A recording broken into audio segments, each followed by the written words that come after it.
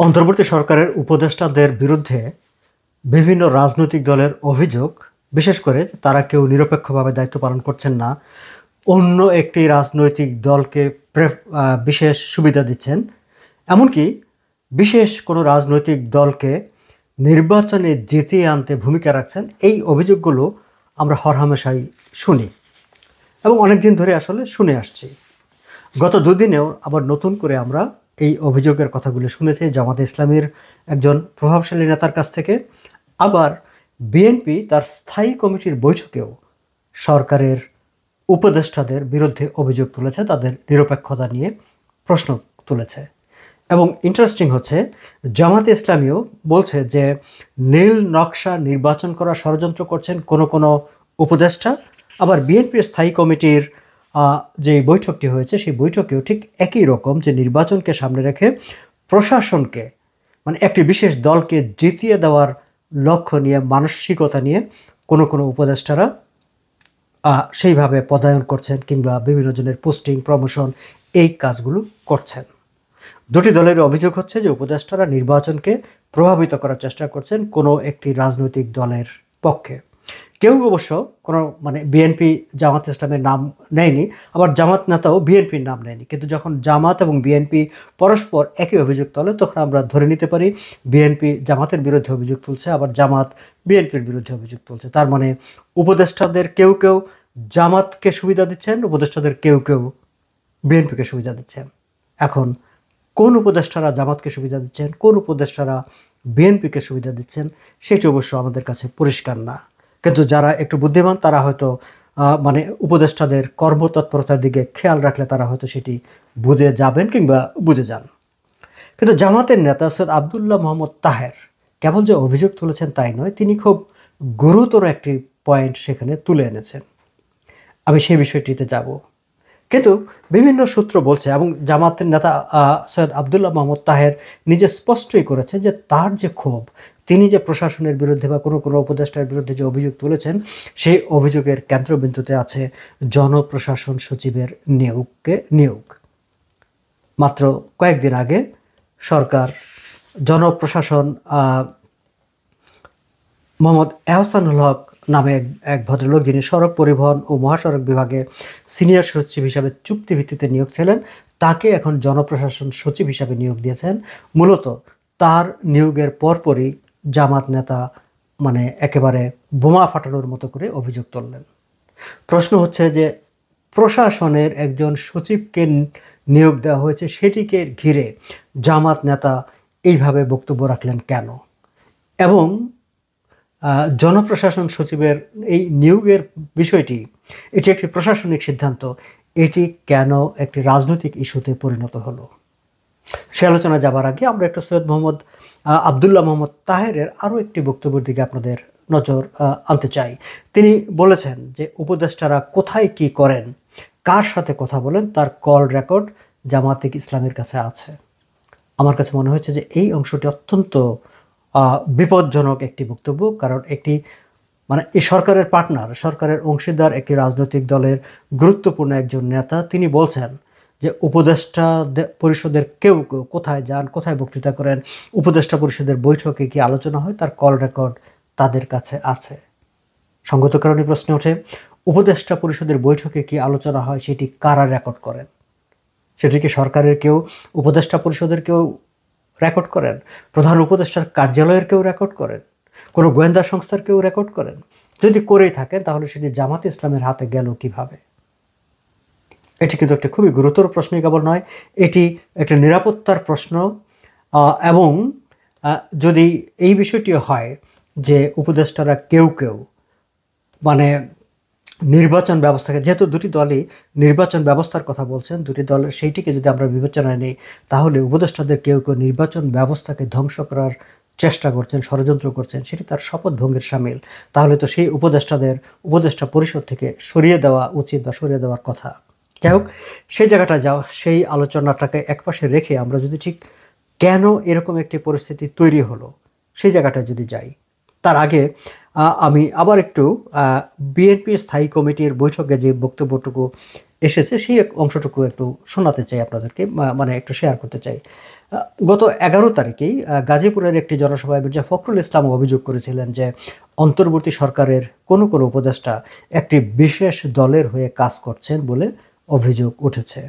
আর সোমবার রাতে বিএনপির স্থায়ী কমিটির যে সভা হয়েছে, যেখানে ভারপ্রাপ্ত চেয়ারপারসন মিস্টার তারেক রহমান সভাপতিত্ব করেছেন, সেখানে বিএনপি নেতারা বলেছেন যে 5ই আগস্টের পর প্রশাসনে যেসব রদবদল পদায়ন হয়েছে সেটি হয়েছে একটি বিশেষ রাজনৈতিক দলের ঘনিষ্ঠদের অগ্রাধিকার দেওয়া হয়েছে।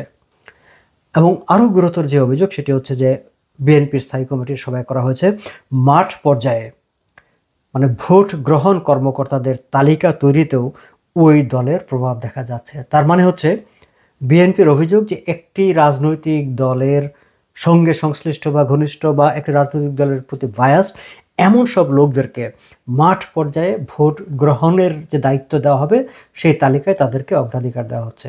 তার মানে হচ্ছে যে কোনো বিশেষ রাজনৈতিক দলের মতাদর্শে অনুসারী তাদের দিয়ে যদি ভোট গ্রহণ করা হয় তাহলে আগামী নির্বাচনটি কীরকম হবে, সেটি কি জাকসু নির্বাচনের মতো হবে, বাইরে থেকে দেখা যাবে যে ফিটফাট, ভিতরে একেবারে সদরঘাট, এরকম কোনো কিছুর পরিকল্পনা কি সরকার করছে?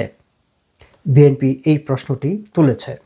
যাই হোক, আমি শুরুতেই বলেছিলাম প্রশ্ন আমার মনে জেগেছে যে এই যে বিশেষ করে জামাতের নেতা তাহের সাহেব যেই অভিযোগটি তুলেছেন এবং যে একটা হুঁশিয়ারি উচ্চারণ করেছেন যে কোন উপদেষ্টারা কি বলেন, কোথায় যান, তার কল রেকর্ড জামাতের কাছে আছে, এবং সেই বিষয়টি নিয়ে কথা বলতে গিয়ে তিনি জনপ্রশাসন সচিব নিয়োগের প্রসঙ্গটি তিনি তুলেছেন। এই জায়গাটায় দর্শক আমি ঠিক তার বক্তব্যে যাওয়ার আগে একটি ইন্টারেস্টিং কিছু তথ্য আপনাদের সঙ্গে শেয়ার করতে চাই। আমরা যদি মানে ব্যুরোক্রেসির মানে হায়ারার্কি দেখি বা পাওয়ার দেখি, সেই জায়গায় এটিকে বলা হয়ে থাকে একদম থার্ড হাইয়েস্ট পোস্ট, মানে ক্যাবিনেট সেক্রেটারি এবং অন্যান্য এইসব মিলিয়ে এটিকে ব্যুরোক্রেসির থার্ড হাইয়েস্ট পোস্ট হিসাবে বিবেচনা করা হয়। কিন্তু আমরা যদি অপারেশনাল অথরিটি হিসাবে বিবেচনা করি, অর্থাৎ মাঠ প্রশাসন কিংবা প্রশাসনে যার কর্তৃত্ব, সেই কর্তৃত্ব যিনি অ্যাপ্লাই করেন, সেই জায়গা থেকে বিবেচনা করলে অপারেশনাল অথরিটি হিসাবে he is the number 1 person, মানে জনপ্রশাসন সচিব, সেটা হচ্ছে number 1 position in the bureaucracy. এখন এই পদটি এর আগে মুখলেসুর রহমান বলে এক ভদ্রলোক সেখানে দায়িত্ব পালন করছিলেন। তাকেও চুক্তিভিত্তিক এনে এই সরকার অবসর থেকে এনে তাকে চুক্তিভিত্তিতে নিয়োগ দিয়েছিল এবং তাকে নিয়োগ দেওয়ার পরপরই তাকে নিয়ে বেশ বিতর্ক উঠেছিল। আপনাদের মনে থাকবার কথা, ঢাকার জাতীয় দৈনিক কালবেলা, সেটি একেবারে অন্তর্বর্তী সরকারের দায়িত্ব গ্রহণের প্রথম দিককার কথা। সেই সময়ে একটি খবর ছাপা হয়েছিল যে 3 কোটি না কত যেন এরকম কোটি টাকার মানে ডিসি নিয়োগ বা নিয়োগ পদোন্নতির জন্য এই সচিবকে ঘুষ দেওয়া হয়েছে। এমনকি সেই যে চেকের ছবিও নাকি ছেপে দেওয়া হয়েছিল। সেটি নিয়ে কিছুদিন তর্ক বিতর্ক হয়েছে, আলাপ আলোচনা হয়েছে, কিন্তু তারপরে আর কারো বিরুদ্ধে কোনো ব্যবস্থা নেওয়া হয়েছে এরকমটি আমরা শুনিনি। আবার সেই সময় কিন্তু আরও একটি খবর বেরিয়েছিল যুগান্তর পত্রিকায় যে ছাত্র শিবিরের সঙ্গে সংশ্লিষ্ট, জামাত ইসলামের রাজনীতির সঙ্গে সংশ্লিষ্ট কেউ একজন রাতের বেলা সচিবালয়ে গিয়ে বসে সেখানে তালিকা করেন যে কাদেরকে কোথায় পোস্টিং দেওয়া হবে। এবং যুগান্তরের সাংবাদিক যখন তাকে প্রশ্ন করেছিলেন, তিনি বলেছিলেন যে আমরা তো এই সরকার এনেছি, কাজে আমাদের দেখার বিষয় আছে, আমাদের দায়িত্ব কে কোথায় দায়িত্ব পালন করবে, কোথায় পোস্টিং পাবে। সো জামাত ইসলামীর বিষয়ে সেটি ছিল। আমরা গত 1 বছর ধরে শুনে এসেছি যে বিএনপি, ছাত্রদল, যুবদল তাদেরকে অনেকেই ঠাট্টা করে টেম্পু স্ট্যান্ড বলে থাকে, টেম্পু স্ট্যান্ড পার্টি বলে থাকে। আমরা এই সময় দেখেছি বা শুনেছি যে বিএনপির বিরুদ্ধে ব্যাপক অভিযোগ যে তারা চাঁদাবাজি করেছে, টেম্পু স্ট্যান্ড, বাস স্ট্যান্ড দখল করেছে, মানে মিথ্যা মামলা দিয়ে ব্যবসা করা, এইসবের মধ্যে তারা ব্যস্ত ছিল। আবার ঠিক এই সময়ে প্রশাসন, পুলিশ প্রশাসন, জুডিশিয়ারি, বিশ্ববিদ্যালয়ের ভাইস চ্যান্সেলর, নানা গুরুত্বপূর্ণ জায়গাগুলোতে জামাতে ইসলামী তাদের লোকদেরকে বসিয়ে দিয়েছে, তাদের লোকদেরকে নিয়োগ দেওয়া হয়েছে। এরকম একটি আলাপ আলোচনা একেবারে প্রকাশ্যেই হয়ে থাকে।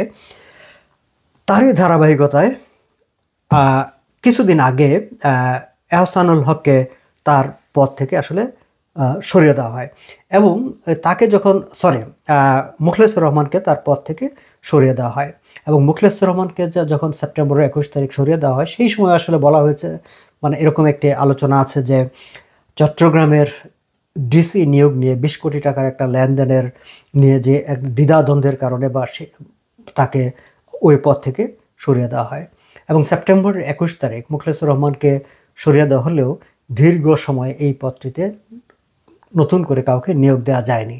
এই সময় বিভিন্ন জায়গা থেকে নানা রকম দেন দরবার হয়েছে এবং হাওয়ায় হাওয়ায় যেহেতু মানে সংস্থাপন সচিবকে ঘিরে এর আগে ৩ কোটি, ২০ কোটি, ২২ কোটি এরকম নানা কোটি কোটি টাকার লেনদেনের অভিযোগ বিভিন্ন সময় উঠেছে। কয়েকদিন আগে মানবজমিন পত্রিকার একটি রিপোর্টে বলা হয়েছিল যে কোনো একটি পদে নাকি নিয়োগের জন্য ৮০ কোটি টাকা দেওয়ার প্রস্তাব উঠেছিল এবং তার মধ্যে একটি উল্লেখযোগ্য অংশ বিশেষ কোনো একটি জায়গায় যাবে, তেমনটিও ওই রিপোর্টে উল্লেখ করা হয়েছে।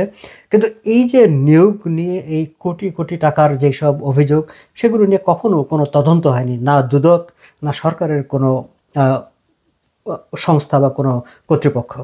যাই হোক, মোখলেসুর রহমানকে সরিয়ে দেওয়ার পিছনে এই ধরনের এইসব লেনদেন, দুর্নীতি, এই অভিযোগগুলোই উঠেছে। এর মাঝখানে আমরা শুনেছিলাম যে গত সপ্তাহের দিকে কাউকে কোনো একটি নিয়োগ প্রায় চূড়ান্ত হয়ে গিয়েছিল এবং প্রধান উপদেষ্টার দপ্তর থেকে এনওসি নিয়ে সেটি নিয়োগের জন্য প্রকাশের জন্য যখন যাচ্ছিল, তখন সেটিকে কোনো একটি রাজনৈতিক দল, গুঞ্জন আছে যে জামাত ইসলামী, সেটি থামিয়ে দিয়েছে যে তারা তাদের মতো করে সুপারিশ করবে, তাদের সুপারিশকে বিবেচনায় নিতে হবে, এবং সেই নিয়োগটি হয়নি।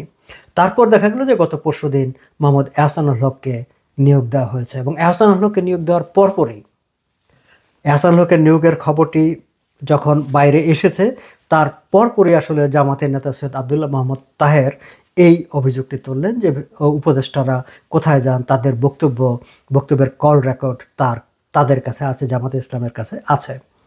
এবং এই জায়গাটায় তিনি স্পষ্টও করেছেন, গত পরশু জনপ্রশাসনে একজন সচিবকে নিয়োগ করা হয়েছে। আমি পত্রিকা থেকে তার বক্তব্যটুকু আপনাদের সঙ্গে শেয়ার করছি। আমরা আগে সরকারকে বলেছিলাম এই জায়গাটি নির্বাচনের আগে খুবই গুরুত্বপূর্ণ। এর মাধ্যমে সিএসপিদের নিয়োগ হয়ে থাকে, বিভাগীয় কমিশনারদের নিয়োগ হয়ে থাকে এবং এখানে একজন নিরপেক্ষ যোগ্য ব্যক্তিকে, সৎ ব্যক্তিকে নিয়োগ দেওয়া দরকার।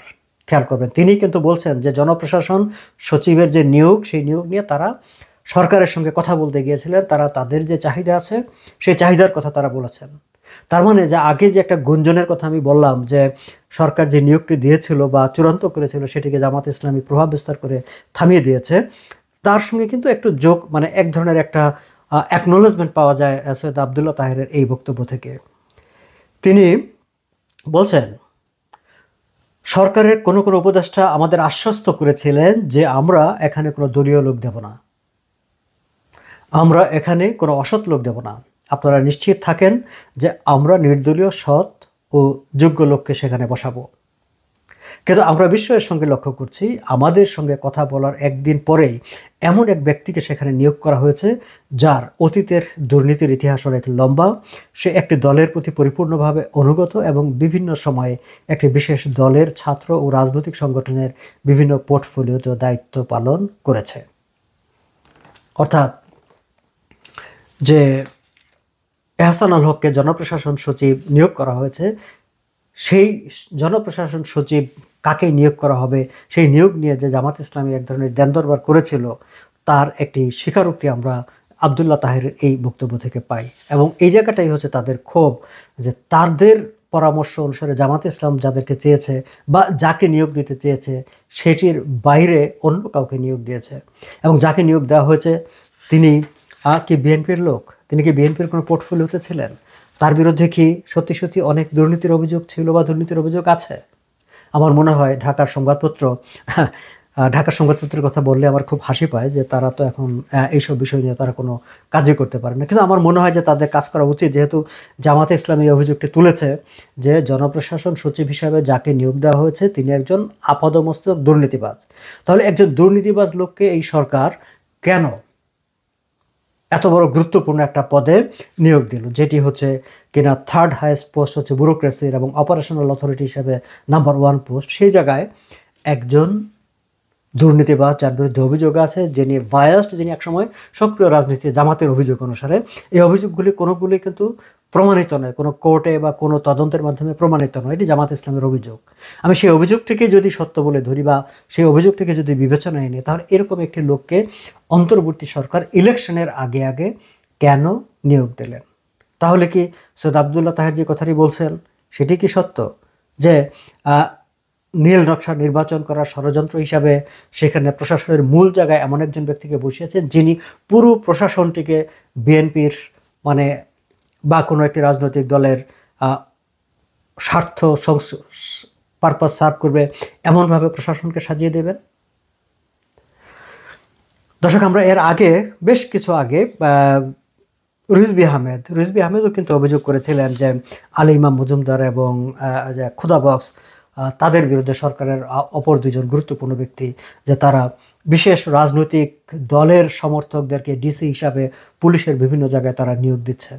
অর্থাৎ আমরা দেখছি যে জামাত এবং বিএনপি পরস্পর অভিযোগ করছে পুলিশ, প্রশাসন, জুডিশিয়ারি নানা জায়গায় অন্তর্বর্তী সরকার তাদের মানে বিভিন্ন দলের লোকদেরকে তাদের মতো করে সেখানে বসিয়ে দিচ্ছেন, গুরুত্বপূর্ণ দায়িত্বে তাদেরকে নিয়োজিত করছেন। আবার এর মাঝখানে আমরা বিভিন্ন জায়গায় মানবজমিন পত্রিকার 80 কোটি টাকা, কিংবা চট্টগ্রামের ডিসি নিয়োগের 20 কোটি টাকা, কিংবা এর আগে কালবেলার 3 কোটি, এরকম কোটি কোটি টাকার মানে এইসব নিয়োগ পোস্টিংয়ের ক্ষেত্রে যেই কথাবার্তা আমরা শুনছি, সেইটির সঙ্গে এই নিয়োগগুলোর কতটা যোগসাজশ আছে কিংবা কতটা সম্পৃক্ততা আছে, সেই প্রশ্নগুলো কিন্তু আমরা করতেই পারি। দর্শক, শেষ করব, কিন্তু শেষ করবার আগে আমি এই আহ্বানটা জানাতে চাই যে এই যে মানে দলীয়করণ কিংবা ষড়যন্ত্র যাই বলি না কেন, কিংবা সবচেয়ে বড় হচ্ছে যে লেনদেন, টাকার বিনিময়ে গুরুত্বপূর্ণ পদে পোস্টিং দেওয়ার যেই তৎপরতা, মানে একেবারে এই সরকার, অন্তর্বর্তী সরকার, ইউনূসের সরকার দায়িত্ব গ্রহণের পর থেকে শুরু হয়েছে, তার বিরুদ্ধে আসলে কথা বলা দরকার। কে কথা বলবে জানি না, কিন্তু আমাদেরও কথা বলা দরকার। আজ এ পর্যন্তই।